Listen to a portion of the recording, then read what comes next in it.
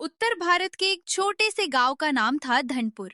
धनपुर कभी अपने हरे भरे खेतों, लहलहाती फसलों और खुशहाल किसानों के लिए जाना जाता था। दूर दूर तक गेहूं, सरसों और धान की खुशबू फैली रहती थी।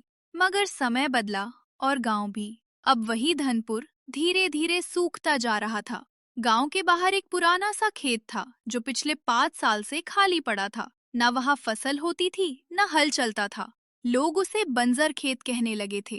उसी खेत का मालिक था रामू किसान। रामू कभी बहुत मेहनती किसान हुआ करता था। सुबह सूरज निकलने से पहले खेत पहुंच जाता और अंधेरा होने तक वापस नहीं आता। मगर लगातार फसल खराब होने, कर्ज बढ़ने और मौसम की मार ने उसे अंदर से तोड़ दिया था। एक दिन रामू खेत के किनारे बैठा मिट्टी को हाथ में लेकर बोला, अब तुमसे कुछ नहीं होगा। तुम भी मेरा साथ छोड़ चुकी हो। उसकी आंखों में आंसू थे। रामू का एक बेटा था, मोहन। मोहन पढ़ा लिखा था, समझदार था और गांव से ज्यादा शहर की चमक दमक से प्रभावित था। एक दिन मोहन ने कहा, बाबा, अब इस खेती में कुछ नहीं रखा। मैं शहर जाऊंगा, नौकरी करूंगा। यहाँ बस मेहनत है, पैसा नहीं। रामू चुप रहा। वो जानता था कि बेटा गलत नहीं कह रहा, मगर दिल मानने को तैयार नहीं था। रामू बोला, बेटा, ये मिट्टी हमारे पुरखों की है।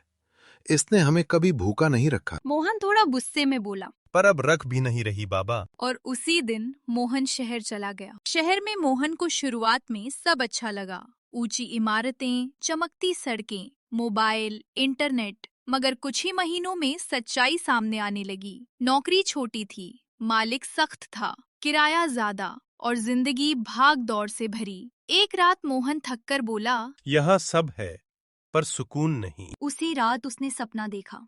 उसने देखा कि उसका गांव, खेत और बाबा उसे बुला रहे हैं। मिट्टी बोल रही थी, मैं आज भी जिंदा हूँ, मुझे समझने वाला चाहिए।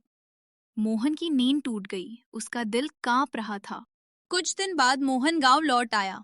रामू उसे देखकर हैरान रह गया। अरे बेटा, अचानक? मोहन ने बाबा की पैर पकड़ लिए। माफ कर दो बाबा, मैं गलत था।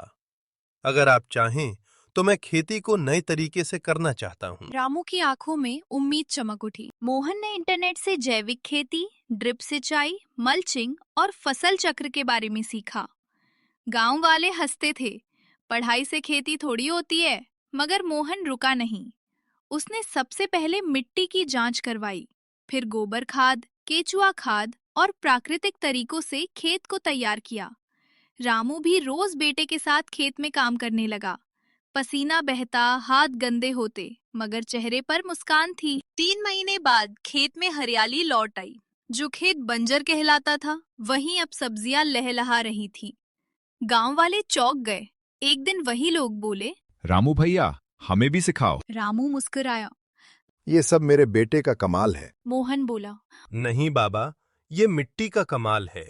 हमने बस इसे समझा। अब मोहन सिर्फ किसान नहीं था, वो किसान शिक्षक बन गया था। वो गांव-गांव जाकर लोगों को सिखाने लगा। कम लागत खेती, जैविक खाद, सही फसल चयन। धीरे धीरे धनपुर फिर से हरा होने लगा। सरकार के लोग भी आए, वीडियो बने, अखबार में नाम छपा। मोहन ने शहर की नौकरी छोड़ दी थी, मगर अब उसकी आमदनी पहले से ज्यादा थी। एक शाम रामू और मोहन खेत में बैठे थे। सूरज ढल रहा था। रामू बोला, बेटा, आज समझ आया, मिट्टी कभी बेवफा नहीं होती। मोहन मुस्कुराया। हाँ बाबा, बस उसे समझने वाला चाहिए। हवा चली, फसल लहराई, जैसे मिट्टी खुद कह रही हो, धन्यवाद। कहानी से सीख, खेती पुरानी नहीं, सोच पुरानी होती है। किसान कमजोर नहीं, व्यवस्था उसे कमजोर बनाती है। मिट्टी से जुड़ने वाला कभी खाली हाथ नहीं रहता।